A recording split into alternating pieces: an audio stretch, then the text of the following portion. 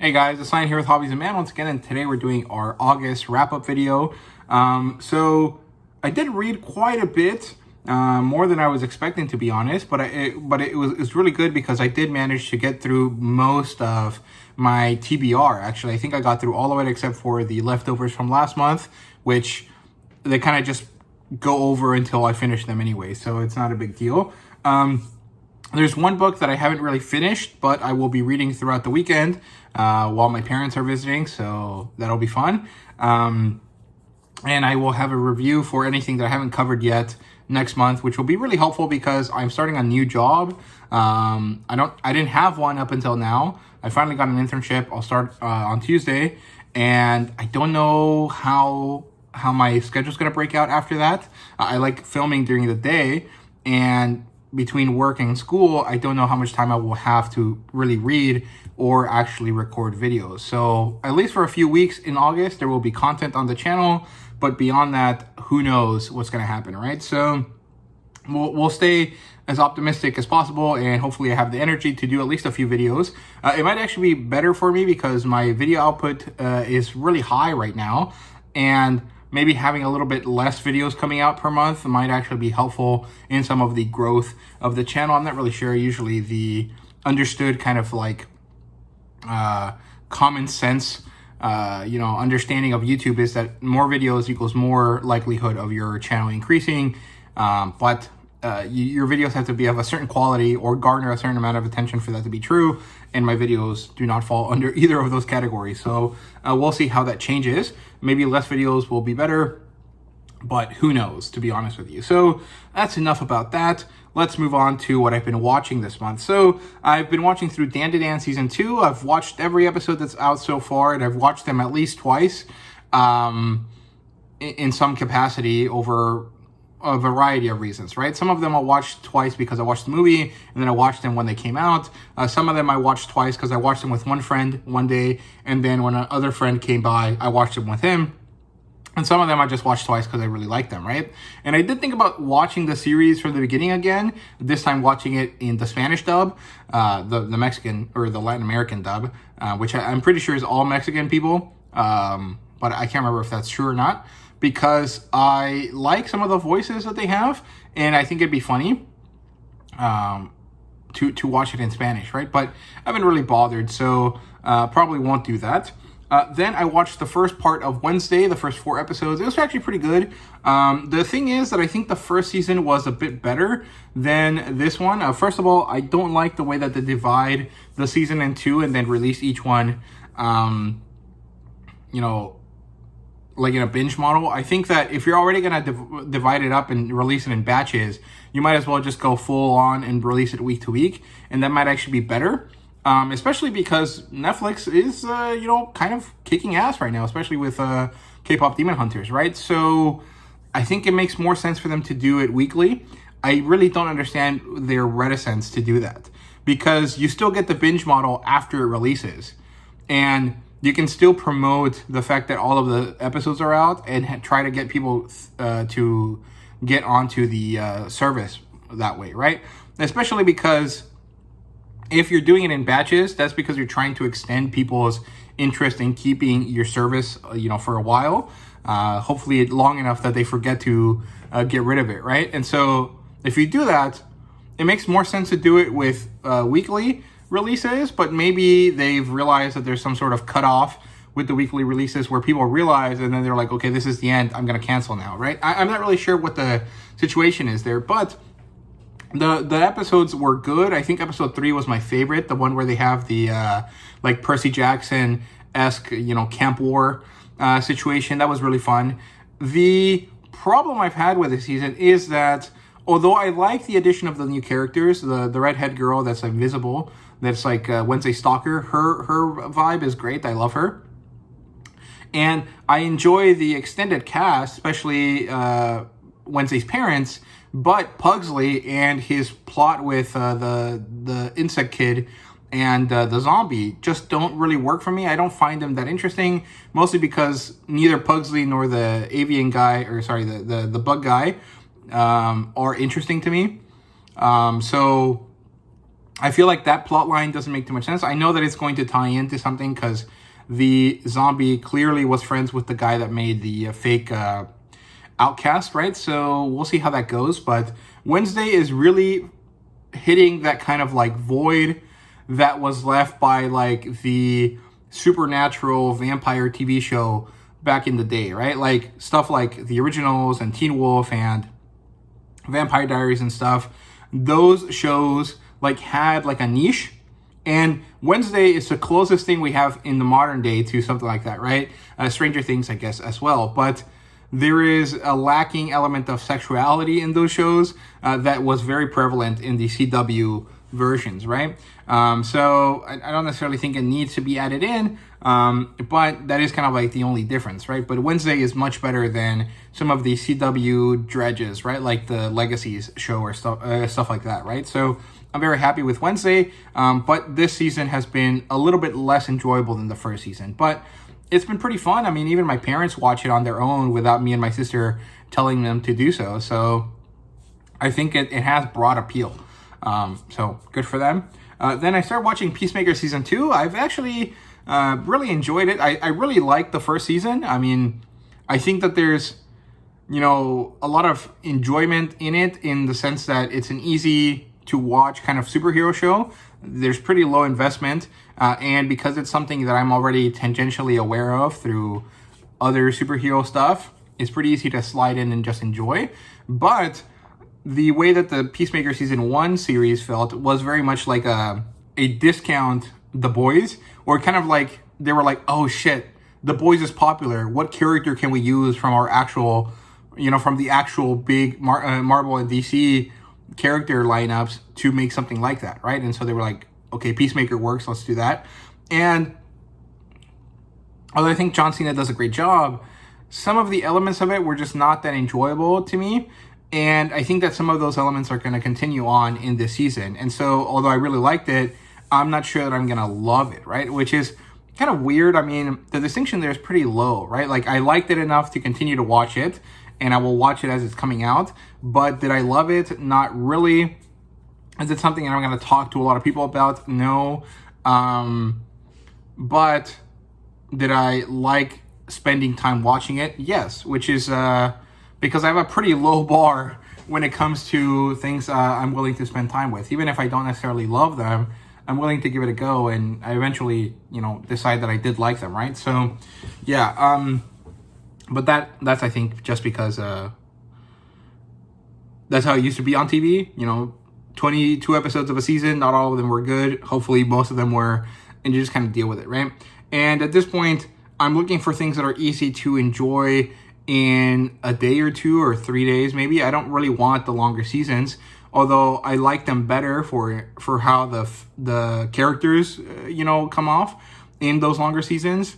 My investment or the willingness to invest time in is much easier when it's something shorter versus something longer, right? So I don't know, it's a complicated concept, I guess. I'm not doing a good job explaining it, but I am liking season 2 of Peacemaker. I will continue to watch it. Hopefully I like it enough to finish watching the whole thing. I also started watching Tougen Anki, which is another anime. It's on Netflix. It's releasing weekly, which is good.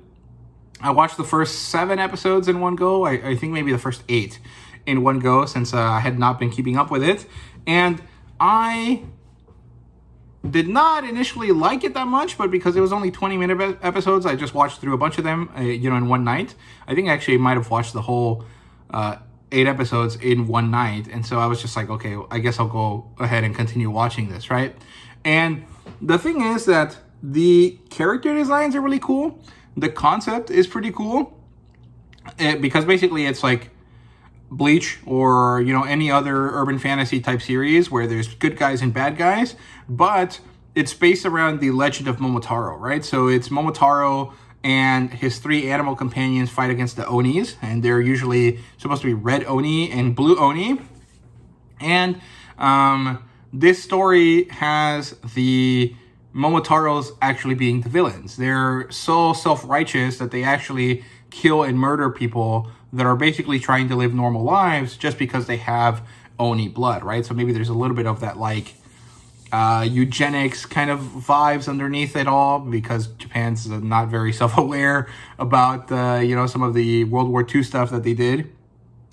I'm not really sure, but it has that kind of vibe, right? And so the Momotaros all wear white usually, and they have the ability to use bacteria from their bodies to create weapons or things, whereas the Oni can use their blood to create weapons or things, right? And the distinction seems to be very minimal, but the effects that are used for them are different, right?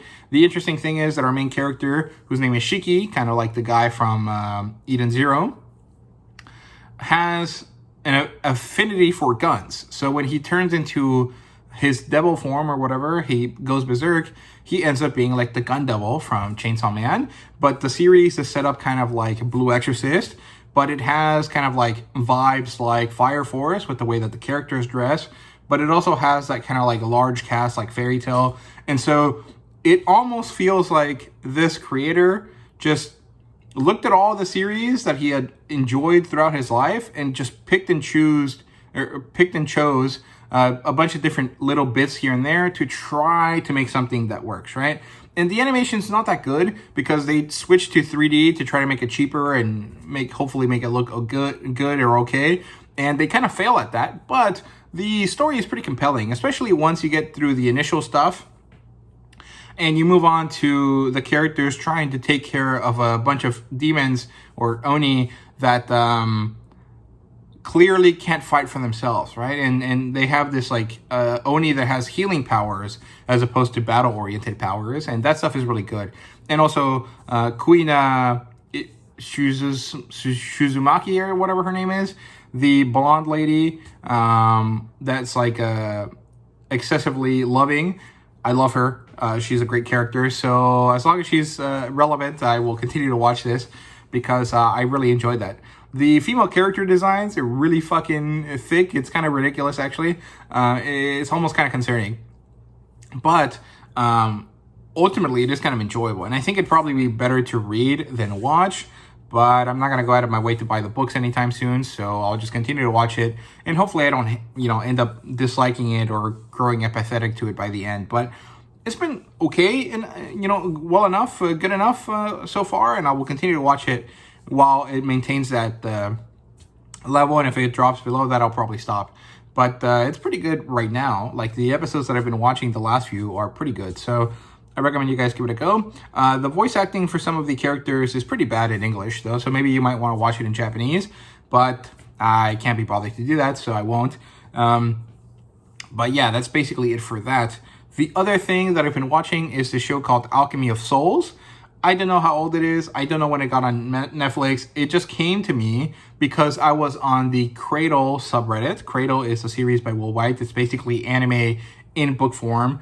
It follows kind of like a very Naruto-esque, Avatar: The Last Airbender kind of world with a lot of influences from the big three, right? But it has like a very specific vibe to it. And Alchemy of Souls is a Korean show. It's a Korean fantasy drama show. And a few of the things that they do in that show look like the descriptions Will White used to describe the attacks that the characters have. Our main character is Linden in Cradle, is Linden, who has two powers. One is like a healing blue power, like chakra or chi, right? Like that kind of like basic Kamehameha blue. And the other one is like this fiery destruction that has red and black, right?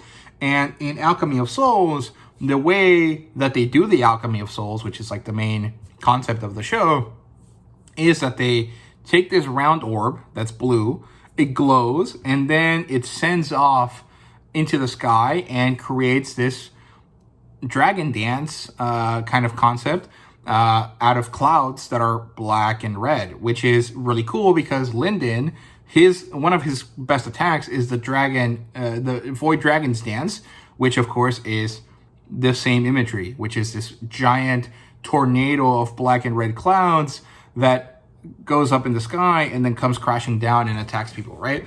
And so I saw that on the subreddit and I started watching it, and the episodes are really long and they were kind of slow. But I've watched through half of the first one, and I will probably continue to watch it. And it's been pretty good.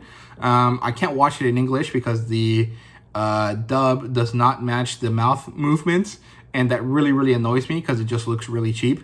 And so I'm just watching it in Korean and reading subtitles, mostly because if I didn't, I would get really annoyed, right? So I have to watch it that way, which probably means I'm going to be very, very slow to watch through this because I don't want to have my eyes glued to the subtitles all the time, right? So we'll see how long it takes me to watch it. But I did watch about half of the first episode, which is about 40 minutes because they're really long. So hopefully that is enjoyable and I will continue to watch it. But if not, I at least got to see what the Void Dragon dance would look like in real life, and that was really cool. So that's it for what I've been watching. In terms of what I've been reading, I read through Winter Steel, I read through Bloodline, I read through Reaper, and then I read through the rest of the Cradle series. That was all the second half of Cradle. So I read, like I said, Winter Steel, which is book 8, Bloodline, which is Cradle 9, Reaper, which is Cradle 10, Dread God, which is Cradle 11, and Waybound, which is Cradle 12. There's one more book called Threshold, which is a collection of short stories that I have to read through, and then I will have completed reading through Cradle by Will White, but I will not end up reviewing all of these books until the end of the year, right? I will kind of space it out across the next coming months because that's better for my channel to do than to record 5 videos all about the same series and release them all in the same week. And then I also read a few short stories, mostly Robert E. Howard stuff. So I read The Valley of the Worm, which is a James Allison story. This is basically a story about a guy who remembers his past lives or the lives of his ancestors. And so he recounts to us a story he remembered in a dream about himself hunting a giant eldritch worm, or like a space dragon, basically, and how he had to kill a giant serpent to do that first, right? Satha, the giant serpent, which is pretty cool. Then I read Spear and Fang, which is a Neanderthal type story or a caveman type story. Basically, early Homo sapiens are attacked by a lone Neanderthal, and our hero character Ganor kills the Neanderthal in order to save Aya, who is his female companion. And at the end of it, he claims her as his wife, and she's very happy about that. I also read through The Shadow Kingdom and The God and the Bull. So The God and the Bull is a Conan story. Basically, it's a cop procedural story, kind of like your average, cop show. And Conan is like caught up in it against his will, basically, because he was there to steal something else. But he ends up being there when a murder happens in the building. And so now he gets caught by one of the guards, and he has to go through the litigation process. Basically, he has to decide what to do, and he ends up helping the investigators realize what happened. And then he ends up being able to go free because the investigator and all the people with him run away scared from this thing that comes out of this giant bowl, which is a sarcophagus, which is a snake with the head of a woman, right? In a very Egyptian kind of vibe. And that was pretty cool. I don't like that story too much, to be honest with you. Most of the cop procedural stuff is not my vibe. I didn't really, I don't like it that much. But Robert E. Howard manages to make it interesting, even if you don't necessarily like the vibe or the tropes of the story, right? And then The Shadow Kingdom is the introduction to Cole, the Exile of Atlantis, which is a character that is the originator of Conan, basically. So Robert E. Howard created Cole and then later created Conan. And Conan ends up becoming the great character that Robert E. Howard is known for. But Cole is like an archetype that is similar to Conan, but not quite the same. Cole is kind of like a noble savage king, whereas Conan is a noble savage warrior, right? And so the distinction there is that Cole is a much more introspective character. He cares more about religion and the world-building aspects and the concepts of ruling and dealing with the fact that he is a stranger in a strange land, being a barbarian in a very civilized world that's called Valusia. And He is from the Thurian Age, which is the age in which Atlantis was a thing that was before the Hyborian Age when Conan was alive, right? So to Conan, the Thurian Age is what the Hyborian Age is supposed to be to modern humans, right? And it's pretty cool. It's also not most exciting because it's kind of like a assassination political thriller type story. It almost reads like a Game of Thrones scene.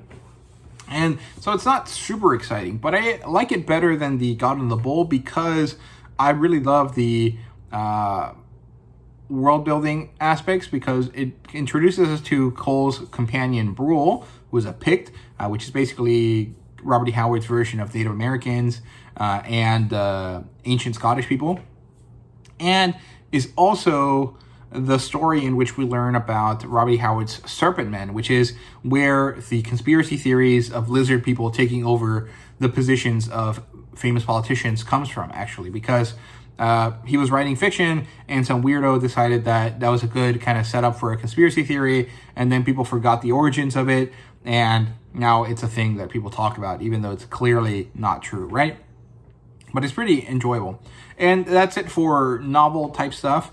Now, when it comes to comic books, I read quite a few, mostly single issues, but I did read 1 or 2 collected editions here. So let's see if I can start with the collected editions first. So obviously Heavy Metal. This is a magazine, so it's not really a collected edition, but it has a bunch of different stories all put together here. It was pretty good. I don't necessarily think it was my favorite. I think I liked the first issue better, but I did like the editorial and the dossier, stuff at the beginning. And in terms of the stories, I liked the returning ones, but I don't necessarily think I liked many of the new ones. So let's see if I can run through a few of these and tell you a little bit about them. So we have Bug by Enki Bilal. I don't really like this story. I think that it doesn't make too much sense to me. Just like, I don't know what the point of it is. Like, I understand what the point of it is. It's basically what happens when society can't have advanced computing anymore, but it's not so bad that society collapses. It's just that the knowledge base has been transferred to a person, but it's taking too long to get anywhere in terms of like dealing with that, and so I don't think I enjoyed it that much.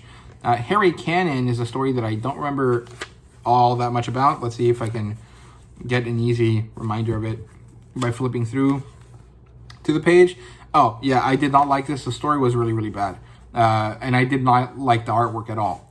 Bug Hunt was pretty interesting. Basically, it's a story of colonizing a different planet. Only one survivor of the original colony is there, and due to the technology that they have, they managed to survive, but they survive by becoming a monster, which is pretty cool by the end of it. Tarna Part 2 is not that bad. Sixtella was pretty cool. Gladiatrix was pretty cool as well. I did enjoy that one, although it kind of tried to develop this great like chosen one trope, and I don't think it did that well. Valentina was also pretty good, and Millstone was also really great. That's by Michael Conrad with Ilias Kyriasis, and they do a great job there. And the Dream Invasion was not really good. The 6 different art pieces that they chose were not really evocative of a invasion that happens in your dreams. It was just kind of random shit again, and I don't like that. I think that they should crack down a little bit more on making sure that the drawings that are submitted for the prompt actually look like they're supposed to be for that prompt, but maybe that's just me, I don't know. Then I read through the X-Men, which is really, really awesome. This is the Epic Collection that collects the first 23 issues of X-Men, and it was pretty great. I really, really liked it. I like this old art style. The colors are really great, in my opinion, too. And this introduces us to a lot of different characters and a lot of things that I wasn't really aware were, X-Men's things. The thing is that even though it was really good, there were some issues with it. First of all, there's way too much text sometimes because Stan Lee wants to fill it with words.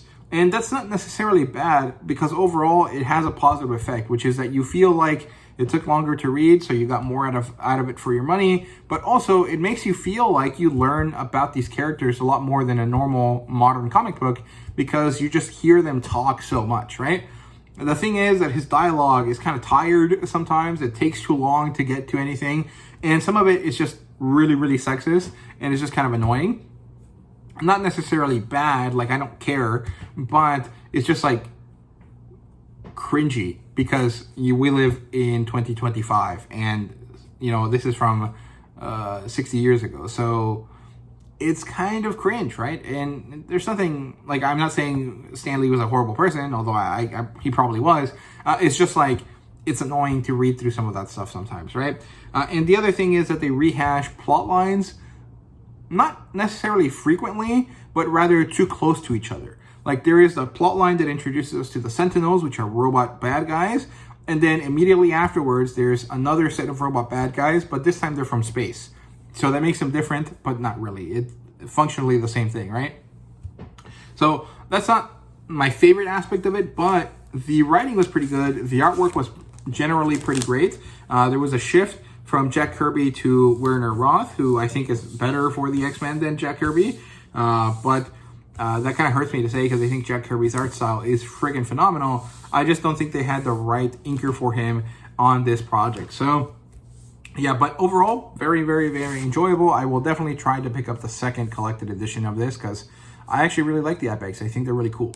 And then we have Lady Killer. This is the library edition. This was a really good story. If you like stuff like Gun Honey, if you like things like Black Widow, or like that kind of like old school vibe, if you want something that has like a Stepford Wife vibe, but it has like a modern kind of sensibility about it, where the female character is actually the star of it, or if you like noir type stuff, you will like Lady Killer. I think you will. And the art style is phenomenal. It's very, very cool. It manages to really capture like an old school style, but it is very, very well done and very, very modern. And I really, really like it a lot. I think it was great.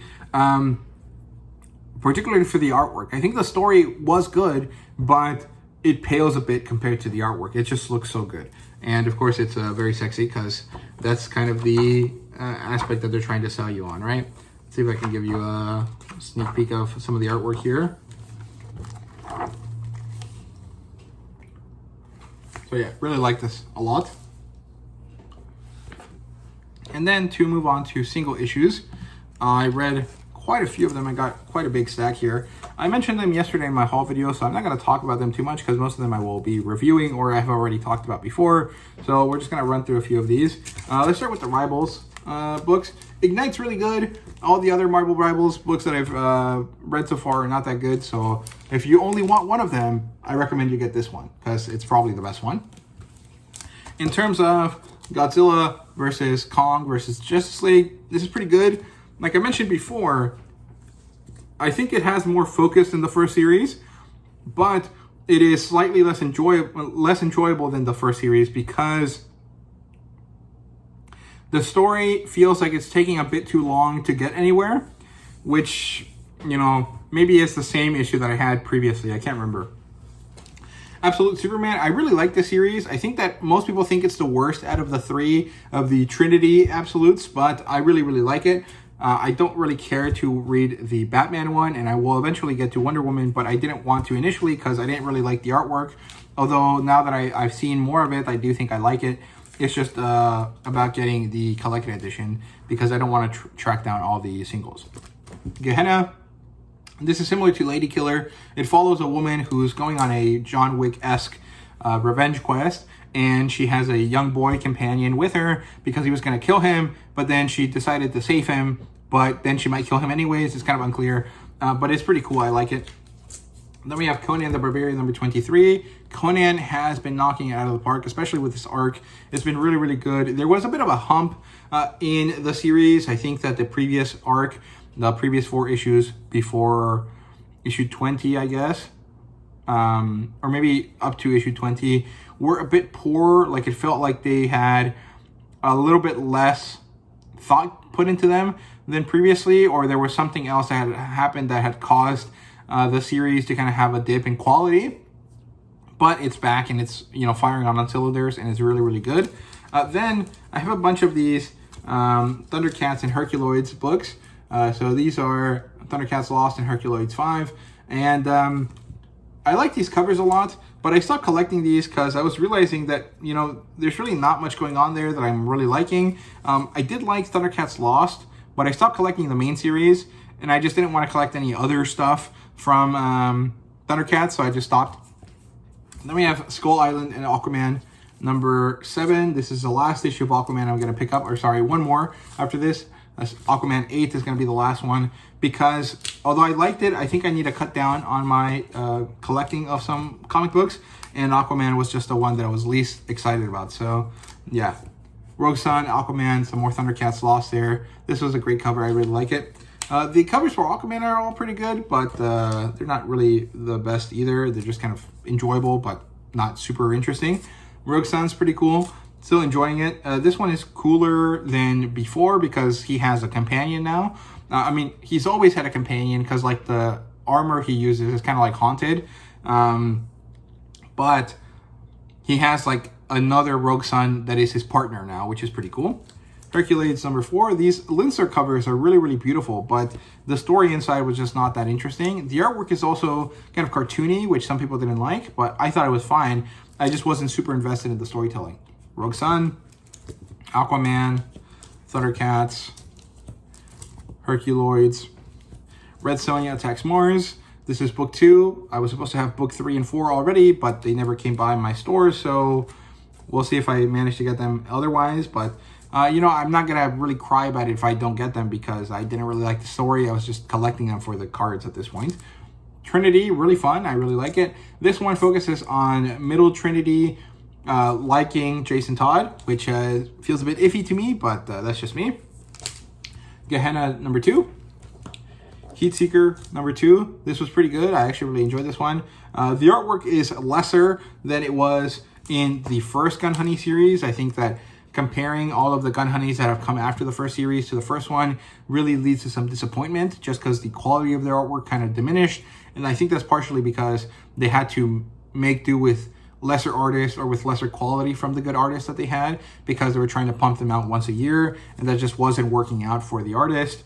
But it is what it is. Skull Island number 2. Ultimate Spider-Man number 19. Pretty good issue.